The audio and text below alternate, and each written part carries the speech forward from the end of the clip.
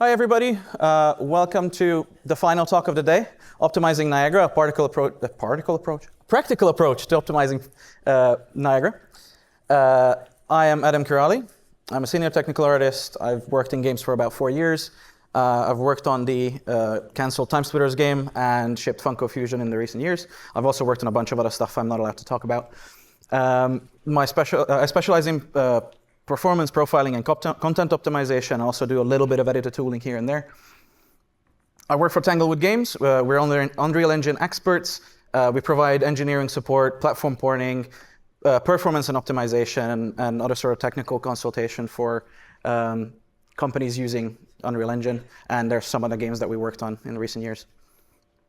What we're going to look at today is Niagara, but from kind of an eagle-eye view, from top down. So we're not going into the systems themselves, optimizing the simulation. We're trying to reduce the back button works. Trying to kind of reduce the number of system ticks in the world and kind of fix the performance impact of content that already exists in the level. So with Tanglewood, we often come in at the end of the production cycle and have to kind of work with content that's already been signed off and can't really be changed. So first off, we're going to look at the anatomy of a Niagara system. Now, even though we're not really going to dig too deep into what's going on inside of a system itself in the emitters, we want to kind of know what we're looking at and how it works. We're going to look at how we can identify performance issues. We're going to look at some stat commands. That's a very easy and quick way of just debugging a few things. And then we're going to look at the Niagara debugger, a fantastic tool inside of the editor to debug and profile Niagara systems. And then, of course, we're going to look at Unreal Insights because no performance talk is complete without looking at Unreal Insights. And then once we kind of established our ways of identifying the problems, we're going to then move on to mitigating those performance impacts. We're going to look at setting up effect types and what they are. We're going to look at emitter scalability, which is a little bit more kind of in there, but not quite changing the content itself. And then we're going to look at kind of scalability as a bigger picture. And then we're also going to look at pooling, the effects budget, lightweight emitters, and Niagara data channels. I know I said we're not going to make content changes. Those two at the bottom are just that, but I'm going to keep them. They're very, very important and fantastic tools. So the main assets for Niagara are going to be your system and your emitter. So that's how it looks like on the right when you open up the Niagara editor, and those are the little asset icons there when you're browsing in the content browser. The system is going to be our main component. That's what contains the emitters. It also houses all your user parameters or variables that are globally accessible within the system itself. It handles system-wide scalability, and this is the bit that actually interfaces with the game and lives in the world. The emitter is this orange little thing. It is a stack of modules, and this is what's kind of responsible for all the particle spawning, the particle simulation, and the rendering of those particles. So if you look through that kind of stack, you'll see how we're kind of going down that module stack and how the different parts kind of come together. The nice thing about these is that they can be inherited from. So once you created the asset, you can use it as a template, which means that any sort of changes we need to do optimization-wise, so applying different scalability settings or just kind of or changing renderers, that can propagate into other systems. These things can only exist as part of a Niagara system asset. So if you see VFX systems or VFX components, those are all going to be the system and not the emitter directly. As we move on to stat commands, well, my performance is kind of weird. What's going on? Well, everybody's going to reach for stat FPS and stat unit. If those are not enabled all the time, you're doing it wrong. Please enable them. The only problem is that we get the game thread, the draw, the RHI, and the GPU times. But Niagara is very complex. It is highly parallel. It goes really wide. It can be either CPU or GPU simulated. And because of that, thankfully, there are Niagara-specific stat commands. Such as Niagara stat overview, or stat Niagara overview. I'm going to say Niagara and stat a lot of times, I'm sorry. It looks something like this in game. So the top bit up there is that display. It gives you kind of an aggregate view of where Niagara is costing us on the different threads. So you'll see the render thread and the game thread, and right above it, GT concurrent. That's going to be all of your worker threads. Now, That number is always going to be relatively big because you're doing a lot of work in parallel. As I said, it's highly parallel. But why that's important is the fewer cores you have, the bigger that impact is going to be. So if you have a 16-core beast, that number might not make a difference to your final frame rate. But if you're down on a Nintendo Switch or you just have a 4-core machine, the same 4 milliseconds is going to hit you very differently. So to dig further into that, we can look at Stat Niagara, which is going to give us a more kind of detailed view of what's actually happening, what kind of calls are actually adding up into that game thread and CNC cost. So these are some of the examples of what can add to those costs. So if you have a lot of simulation or a really complex simulation, lots of particles, they're going to show up in different places. And one of the big things about the render thread as well is it's not just for rendering. All GPU simulation needs a GPU dispatch for the compute to actually happen. So there is actually potentially a big impact on RT, even when you're not seeing those particle systems. Obviously, also rendering calling and all sorts is also happening over there. This is roughly what it looks like in Lyra when you're looking in the editor. There's not much happening, but there's also a lot of numbers still jumping about. So you can see that even just with a few Niagara systems at play, you have a lot of things going on in the background. Moving on to the next one, Stat Niagara systems. This is an overview in a per system basis, so it's still going to give you very similar information, but with a slightly different formatting. This also includes the system path, which is going to be super handy to actually find which system is the problem here. And again, this shows you the different costs for the different threads. And then the pair with this would be Stat Niagara emitters, same as above, but for emitters. But in this case, it shows you the emitter and then which system it is part of. So as we established earlier, you can have, each system can have multiple emitters. I don't know if I actually established that. More systems can have multiple emitters, and you can use the same emitter in multiple systems. So the idea here is that even though you know that, okay, fire 1 is causing the problem, it might be a problem in one system, but not in the other. And again, it shows you different positions of the cost. So again, same idea here as before. You can see the individual emitters and which thread they are costing us on. And which system, like some of the systems. So for example, Gunpad has a bunch of emitters in it to build up the whole system. And then all of those are going to have different impacts for you. Niagara Debugger, I absolutely love this thing. The only problem it has is it's only accessible in Editor. So once you package, you can't really have access to it. And you can find it in Tool Debug, Niagara Debugger. It is a comprehensive debug tool that has, well, the debug HUD and the effects outliner that we're interested in, but it has a bunch of other functionality as well. Specifically for people working with VFX and creative VFX, this can be very useful. But otherwise, for our purposes, the debug HUD is going to be kind of our main area where we're looking. So it gives us a stat-like display. Again, same thing, different flavor. You can look at the different performance numbers, scalability, what particle system is in what state within the scalability, and also one of my favorite things, GPU compute. It's really difficult to see the actual GPU cost of certain things. This actually gives you a really good idea of what's going on the GPU and what is costing us much. And it also has in-world display for debugging and attributes display. Now, again, for the performance standpoint, we don't really care about the attributes for the particles, but it can be super useful to see if you have, a ton of particle systems in certain areas that you can't even see, because potentially you disabled the visibility or the renderer, but it's still ticking in the background, so the system is still active. And then the effects outliner is going to grab a snapshot of a frame and display you a bunch of information. So again, same information in a trench coat, but it also tells you which actor owns that particle system, which again can be super useful for figuring out where the problems are coming from. It also tells you the state of the particle system state for pooling, whether it's active, it's called. So there's just a lot of stuff going on. And also, again, performance numbers, we love them. Same thing, different flavor. So this is a quick rundown. You go Tools, Debug, Niagara Debugger. Make sure to enable Show Overview, otherwise you don't actually get the numbers in the top left. And then we can do a little fly around and see, okay, these are the systems that are currently active. It tells you how many emitters are part of the system, how many of those are active, how many particles it has. You can also filter this. So obviously, if you have a ton of different particle systems, it can become just noise. But you can filter this by emitter name or system name or anything else. And then here I'm just kind of flicking through the different view modes.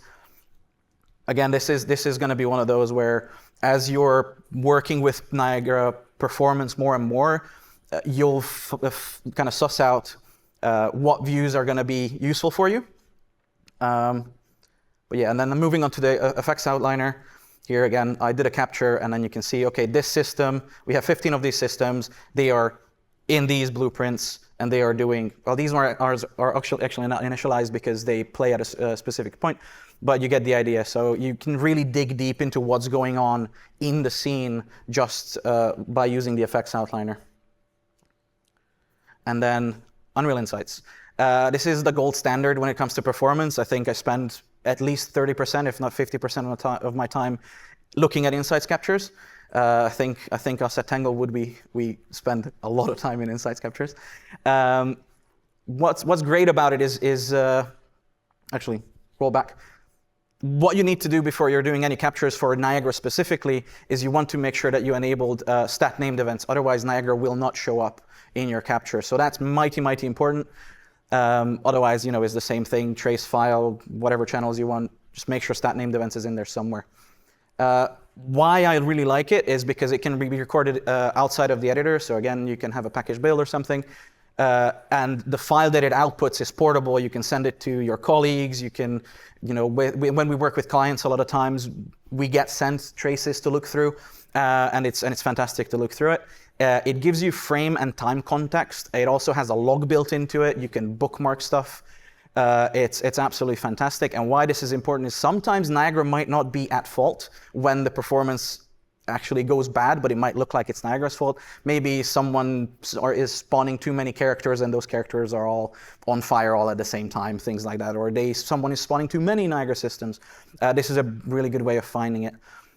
It does give you system level costs and also global Niagara costs. So something like the Niagara manager is going to be its own thing. And then you can also just search for specific Niagara systems. So if you know that you have, you have problems when you're firing a gun, maybe it's the muzzle flash, maybe it's the shell eject, maybe it is the hit effects that are happening. And then you can just type in ns underscore and it will give you all the things that are happening in your capture. This isn't an Unreal Insights talk specifically, but my colleague Jake Simpson did a really good talk last year, optimizing the game thread. He does touch on Niagara in there. Go watch his talk, fantastic game threads. Go look at his thing. If I mention any links, at the end there's going to be a link tree that you can look up. There's going to be a bunch of references to documentation as well. But yeah, this is a quick capture. So when you're in, can I restart that video? Sorry. You can capture in the editor as well. There's a little tick box to enable stat named events for you. Make sure that's ticked on. Do a little happy dance because you're doing trace captures. And then open it up. Now, Insights can be incredibly intimidating if you haven't used it before, because it's got a lot of numbers, but it's got pretty colors, and I like pretty colors because I'm technically an artist. So yeah, again, here I'm just kind of searching for Niagara or ns underscore. And you'll see what I mean when Niagara is really wide. It's just in random places in the frame. So how it decides where it's going to sit in the frame depends on what's actually happening in the simulation. So in some of them, you might need frame data. On some of them, you're sampling skeletons. On others, again, you're sending GPU information out, and then your GPU does the simulation. And then you're maybe reading back from the GPU sim. So it's very difficult to kind of pinpoint what's actually going on in the content a lot of times. But you see, it's random worker threads have 3 milliseconds of Niagara simulation on them, and then it goes back up, gets collected, gets sent off to rendering and everything else. So there's a lot there. But now we looked at how to see where the problem is. Now let's fix it. Effect types are my absolute favorite thing. They've been in Unreal 5 for as long as I can remember. And they are effectively the backbone of most of the things that we're going to talk about today. So these are similar to texture groups in some sense. You can create these assets and then define behaviors. They can act as significance managers. They control your culling and everything else. But let's run through from the top. Scalability as the word is thrown around a lot in Niagara, and I do apologize because they mean ever so slightly different things, but it's all about making things go fast. We can decide if any system that's implementing this effect type should be allowed to call for local players. So if the system is owned by the local player, you can enable it or disable it if we're allowing a calling for it. And then just below that, you see update frequency. We can decide if we're only checking at spawn time or every second, every tick. You'll need to make those decisions depending on the context of the particle system. In some scenarios, spawn only is enough. In other scenarios, you might need to check every tick if you're far enough away or if the thing is too old or something. And then the call reaction just below that decides how we're going to handle removing this particle system, or how we're going to call this particle system. So there's there's kill and clear, asleep and clear, and pause, I believe, are the main ones. So kill is just going to nuke it completely, so you can't restart it, can't do anything with it. It's just gone. Asleep is going to put it to sleep, so deactivate the particle system, and then you can bring it back to life if it's within range and it shouldn't be called anymore. And then just below that is the significance handler. Now, by default, there's no significance handler set. You can leave it like that. That's perfectly fine. Sometimes you don't need any significance handling for this. You're only using this for specific distance culling, and then you don't have to worry about it too much. But there's distance-based and age-based by default. You can also extend this with your own classes in C++. I haven't really found a need for it just yet, but there's definitely, eventually we're going to run into something where we need to be very specific with it. And then moving on, our settings. So in each effect type, you have an array of settings. The first one, the big blue line across, is going to be our scalability line. We're going to come back to that once when we actually talk about the scalability within Niagara.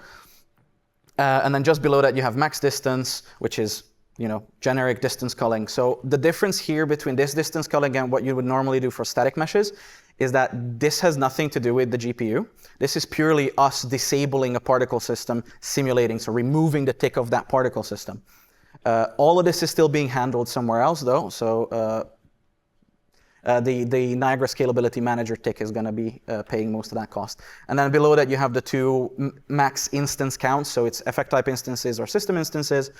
That's effectively a hard cap of how many of the particle systems we can have. So if it's the max effect type, then any particle system that is implementing this effect type, you can only have, let's say, 15 of at a time, and that's a hard cap. And then the significance manager is the bit that decides if a system should be alive or not, so if it's newer or if it's closer to us. And then, the max system is kind of self-explanatory. I think it's if the system has multiple copies of itself, do we want to allow it to spawn or not? And then call proxy mode, you can use this to, instead of just completely removing the system, just use an already simulated version of it. So if there's another torch somewhere doing its little fire thing, then you can just copy that because it's already simulated and we're just rendering that all over and over again. You're still paying the render thread cost on that, so nothing is ever perfectly free, but you're no longer ticking the system anymore. And then below that are generic culling settings.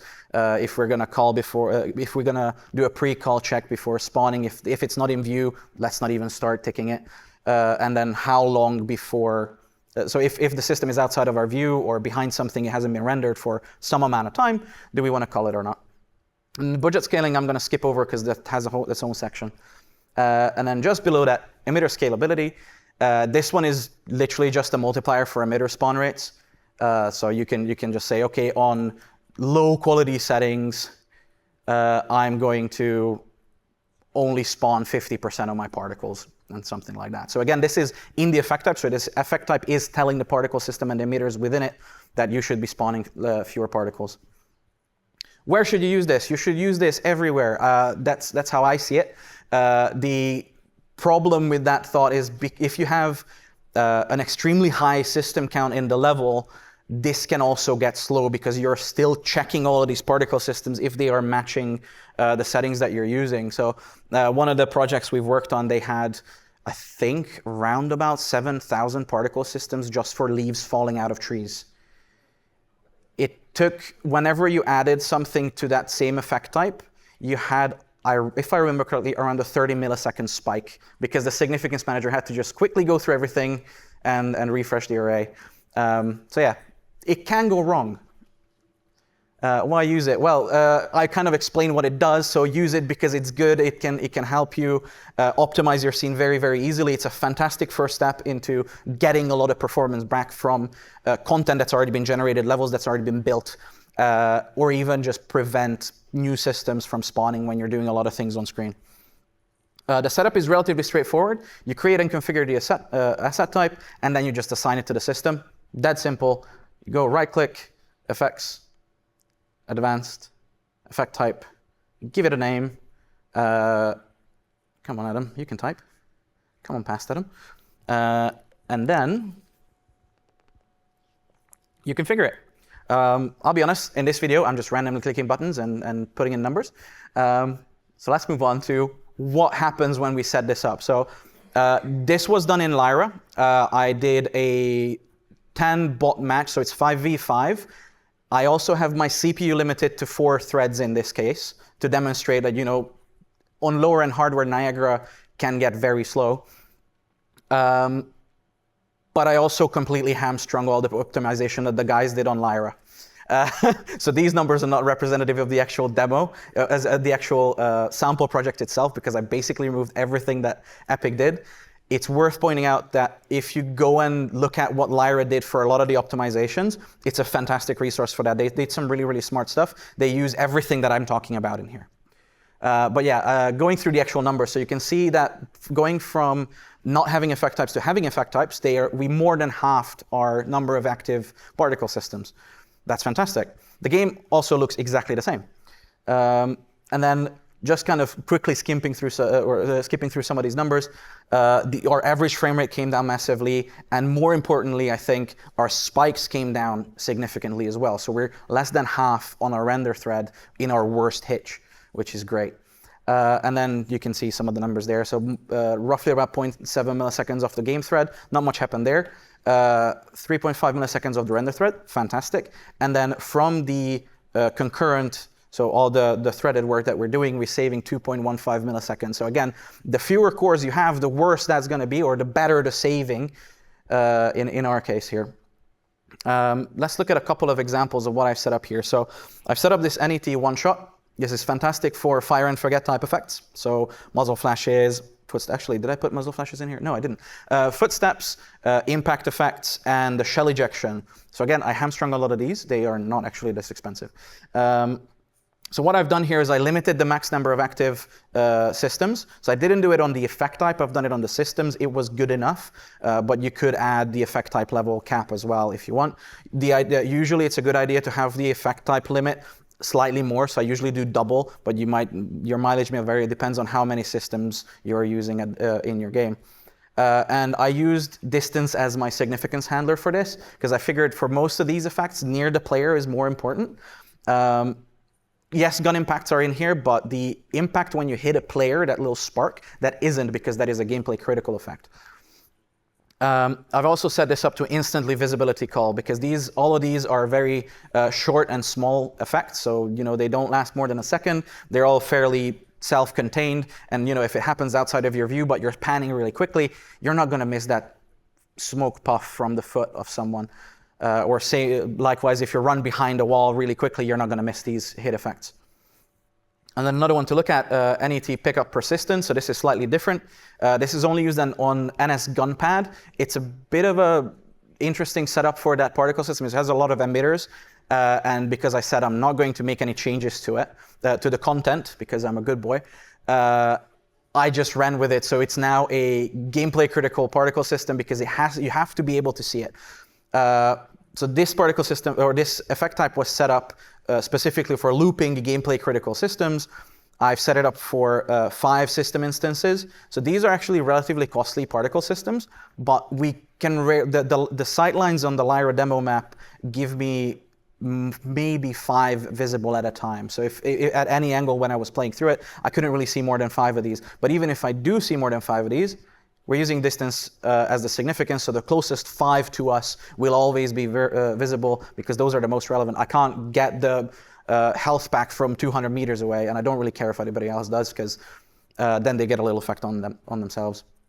And then, yeah, we delayed the visibility culling on these. So the reason for that is if you're strafing back and forth from behind cover, or you're yanking the camera around, you don't want to see these particle systems pop in and out of existence, because this has a little bit of a wind-up time. The particles need to kind of start flying up. And if you constantly, you look away, it gets called, you look back, and then it starts again, and then you look away, look back, starts again. So I put a 1 second delay on this. You could probably go higher on it, but it worked well enough in my testing. Awesome. Emitter scalability. Scalability, the word that we're throwing about a bunch. So this one is actually in the emitter settings themselves. So you do have to open up Niagara Editor for this. This is very, very useful for more complex systems where you have a large number of emitters and you want to reduce complexity through removing certain emitters from the simulation, or just reducing the complexity for the emitter itself, so the simulation itself. So as I said, this lives in the emitter settings. So when you open up the Niagara Editor, you click on one of the emitters, and then under the emitter state, you just flick the scalability mode over from system to self, and then you get exposed to all these lovely settings. A bunch of these are the exact same thing that we talked about for effect types, but those are for the entire system. These are for the emitter specifically. Why you should use this? Well, it gives you per emitter fine control, and it lets you remove parts of a complex system. Yeah, I just ran through the setup, sorry. So it's in each individual emitter. You can set up distance culling, you can set up spawn count scale, and visibility culling, similarly what we've done with the systems. What's really neat about this is, like, imagine you have a campfire type particle system. So you have the main body of the fire, the big flames with the sprites, the sprite sheet going through it. You have little embers flying off, and you have a smokestack, for example. So we need the smokestack to stay about, because that's going to be important. We need the big fire sprite still available, but the embers we don't care about after a certain amount of distance. So we can ramp off the spawn rate and then just turn it off at the distance. So then we removed a bunch of particles that we don't need. Cool. And now we go back to Niagara scalability. As I said, scalability is one of those words that I'm going to be throwing around a lot.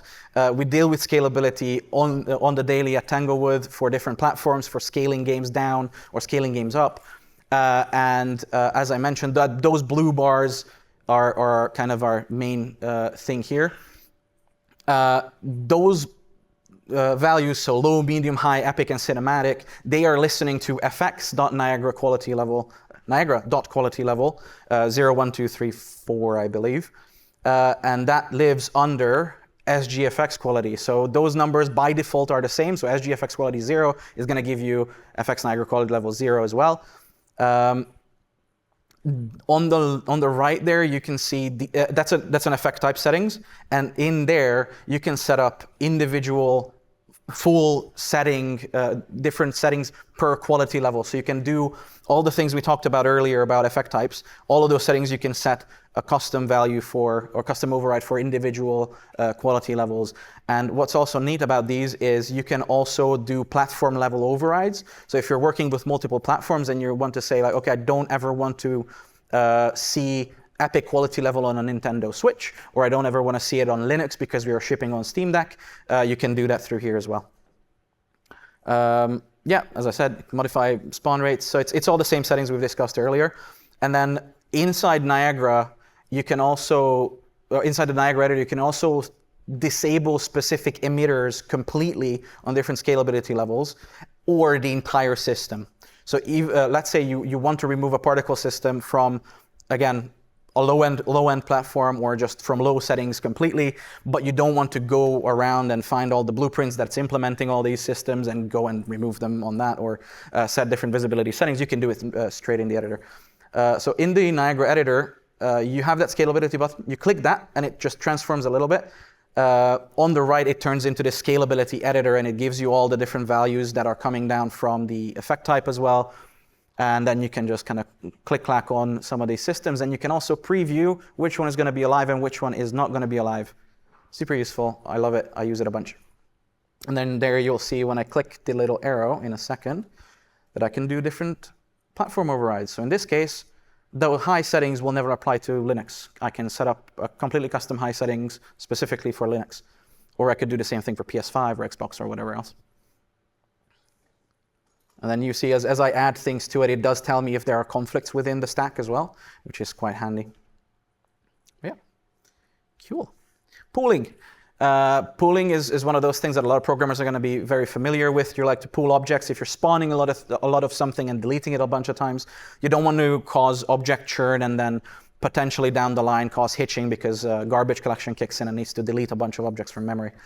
By default, I think you should use it everywhere, again, but because it's all set up for you already. But the main contenders for actually enabling pooling on these is going to be on systems that you spawn and remove often. So this isn't quite the same as something like a muzzle flash that's you're spamming a lot of. There's different solutions for that I'm going to propose in a second.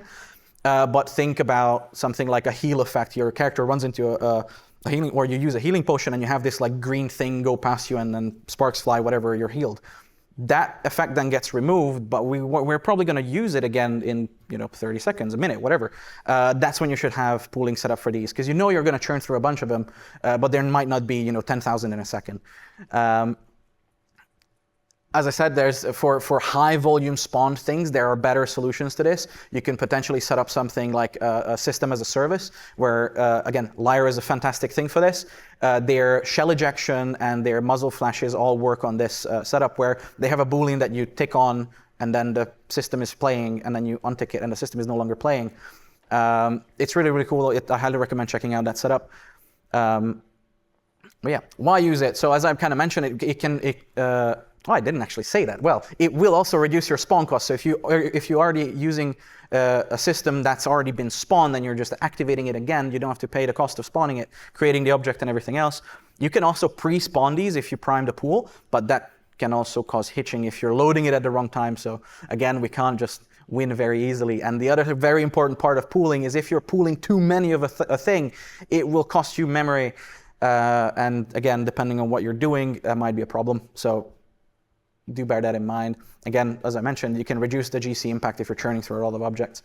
But that's kind of minor. I rarely had problems with that before. The setup, again, is fairly straightforward. You can configure it in the system, but all Niagara systems come pre-configured to have a pool of 32. So it will keep around 32 if you spawn them correctly. So that's the important part. You need to specify the pooling policy at spawn time. You have two types. You have auto and manual. And when you're doing manual, you must release it back to pool and not destroy it. Conveniently, you get a warning if you do this wrong. I've seen a lot of warnings in some places because it was done wrong. Cool. To set this up, you go into the Niagara editor, you click on the system, and you click the back button because you messed it up. Hello. Go back one more. Go back forward. There we go. Click on the thing, and it's hidden under a little arrow that no one tells you about. So there's a little arrow in the system settings, and it will give you this drop down, and you can see the kind of max pool size and the pool prime size there. So all of them are by default set up to have 32 systems available if you're pooling them. And then the pool prime size is going to be when the first system is spawned or when this is first loaded, it will give you that many systems ready to go. Now, you can run out of the pool. So if you're spawning too many, you can run over the pool, and the overflow is not going to be pooled anymore. So those are still going into the garbage. Going back to effect types, you can just set up a system limit that's exactly that number. And then you can't run out of the pool because you're stopping it from happening. So when you're spawning things, this is in Blueprint. There's obviously code equivalents to all of this. You're looking for the pooling method down there. So auto release and manual release. Auto release is really nice. You just do a little fire and forget effect that you don't need to clean up. You don't need to babysit. Again, like a footstep or a hit effect or the little heal thing that I mentioned earlier. It cleans itself up once it deactivates and releases itself back to the pool. Manual, on the other hand, you probably want to use it for stuff like a character being on fire. So we have a gameplay effect and a gameplay cue that's playing that we want to remove at a specific point. When we're doing that, we just remove or release the pool, and then the effect is gone. But we still have it. Awesome. FX budgets. So this is one of those things that I didn't really use too much. it's a little bit tricky to configure in some cases, but the idea is that you can use this very well for non-critical effects. So when you have a high-intensity combat in your game, for example, or just a lot of things going on, you can use this to reduce the number of systems that are active or how many particles they are spawning based on a budget. So you can see the little graphs in the corner that I totally didn't steal from the Epic documentation. That you have there we go. So you can dynamically limit culling instances and the number of culling distances and the instance count with these. And the configuration for this is a little bit messy, and that's probably why I don't really see it used in too many places. To configure the budgets, you have to put everything in INI files, and it's not like super nice and clean, but the actual configuration, how the particle systems are going to react to things, is all happening through effect types again. Everything happens through effect types. It's great.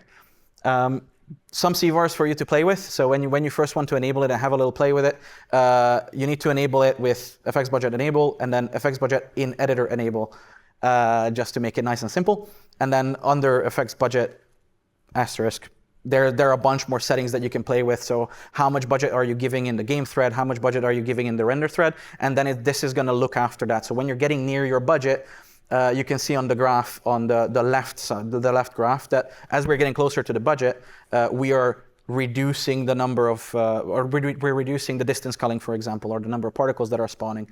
Or we can go nuclear on this, and we can enable this max global budget use. So if the budget use is at 100% or if 50%, we can say that anything that is using this effect type is just done. We're just nuking them. So again, stuff like footsteps. So if you have a high intensity combat happening, you don't really care about footsteps. I know I go say footsteps a lot. You can just go like, okay, if we're using more than half of our budget, we don't care about footsteps again until we are back under that budget. That being said, if your budget is too tight, so, as in like the tracker obviously tracks the budget, but what can happen is you're culling a lot of systems. Sorry, wrong way. So you're culling a lot of systems, so your cost is going down, so you're now under budget, but then the budget allows more systems to spawn, so now you're spawning more systems, and then you end up in this cycle of up, down, up, down, up, down. It's really fun to look at. The bottom one down there, FX budget adjusted usage decay rate, difficult word. It essentially just slows down how quickly the budget recovers. So if you have a big spike, you're not immediately going back down and then you're letting things to spawning in. So you can slow down the budget recovery from that. It's really cool. Awesome. And now we're kind of veering into we need to touch content. Lightweight emitters, they've been introduced in 5.4, I think. That's what I have written down, and I believe past Adam. These are really, really cool. So this kind of harkens back to the time of Cascade, where everything was fixed function. And they are fantastic. They're really cool. The one problem with them is that they're only really useful for simple systems out of the box. And the reason for that is well, why use it? Let's go through this and I'll come back to this. So why these are great is they can reduce your emitter and system costs dramatically, and also your memory footprint if you're setting this up right. The annoying thing with them is that they're incredibly limited out of the box. So you have no scratchpad access, you have some data binding, but not a ton, and you have no dynamic inputs. So you can kind of see where this is going. You lose a lot of the Niagara pizzazz of I can just do whatever I want in Niagara. It's a big compute shader, I do whatever I want. And if you disable the system state, then you end up in an even faster place. But I say it's very limited. It is, but you can extend it in C++. So if you have a lovely engineering team with you, you can ask them nicely, like, can I have this and can I have that? And can we do this fancy sampling or whatever? This blew my mind when I first configured this, right? Because initially when I tested it, it wasn't too impressive. And then I set it up. So you can see the costs here. This is, again, for footprints. For footsteps, because I love me some footsteps.